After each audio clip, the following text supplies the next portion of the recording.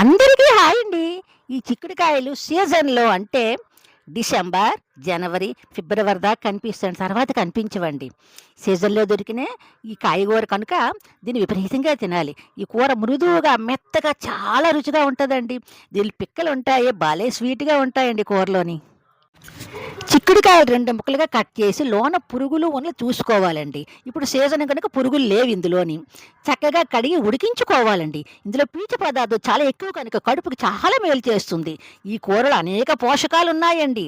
హాయిగా స్టవ్ పై కళాయి పెట్టి ఆయిల్ వేసి వేడయ్యాక జీలకర్ర వేపాలండి. నేను ఎక్కువగా జీలకర్రనే వాడుతుంటాను. ఎందుకంటే జీలకర్రలో జీవం ఎక్కువ ఉంటుంది. జీవకర్ర కనుక జీలకర్ర అన్నారు కనుక జీలకర్ర వాడాలి మా పెద్దలు చెప్పారు కదా. తర్వాత ఉల్లిపాయలు, టమాటా ముక్కలు, పచ్చిమిర్చి వేసి బాగా వేయించుకోవాలండి.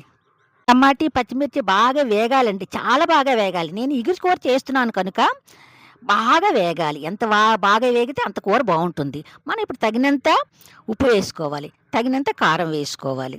ఈ కూర ఏంటంటే కూరలో పీచు పదార్థం ఎక్కువండి. ఈ పిక్కలు నోటికింత చాలా రుచిగా ఉంటుంది. పీచు పదార్థం ఎక్కువ కనుక చాలా కడుపుకి మేలు చేస్తుంది.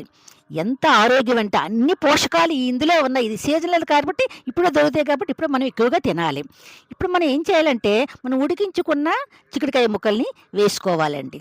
ఈ కూర బంగాళదుంప, ఈ చిక్కుడుకాయ వేపుకుండి పప్పు చారు పెట్టుకుంటే చాలా రుచిగా ఉంటుందండి. కుటుంబం అందరూ మాట్లాడకుండా చక్కగా తినేస్తారు. ఏమీ అనరనమాట. ఇది పోషకాల గని. ఇందులో అనేక విటమిన్లు అవి ఇవి అన్నీ ఉన్నాయని అంటుంటారు. టమాటీ అయ్యాక మసాలా పౌడర్ వేసి నేను ఇంట్లో తయారు చేసుకున్న మసాలా పౌడర్ వేశాను. కొత్తిమీర వేసి బాగా కలుపుకోవాలండి. చిక్కుడుకాయల కూర పోషకాలు ఎక్కువండి. ఎందుకంటే అందులో పిక్కలు ఉన్నాయి కదండి. పిక్కలు ఏంటంటే మనం డబ్బాలుగా దాచుకుంటామో బీరువాల ఆ చిక్కుడుకాయ తన యొక్క బలమంతాన ఈ పిక్కల్లో ఉంచుకుంటుందని పెద్దవాళ్ళు అంటారనమాట. అందువల్ల ఈ చిక్కుడుకాయ కూర శరీరానికి ఎంతో మేలు చేస్తుంది. పీచు పదార్థం ఎక్కువ కనుక మన కడుపు అనే యూనిట్కి చాలా మేలు చేస్తుంది. ఈ కూర పోషకాల గని అండి. మనం వండుకొని తినాలే తప్ప చెప్తే ఏముందండి. మా ఆయన గారికి ఈ కూర చాలా ఇష్టం అండి. ఎందుకంటే ఈ కూర మెత్తగా మృదువుగా ఉంటుంది. అట్టుల్లో కూడా బాగుంటుందండి. ఇది పోషకాలతో నిండిన కూర కాబట్టి మీరు అందరూ తినండి, ఆరోగ్యంగా ఉండండి. Thank you.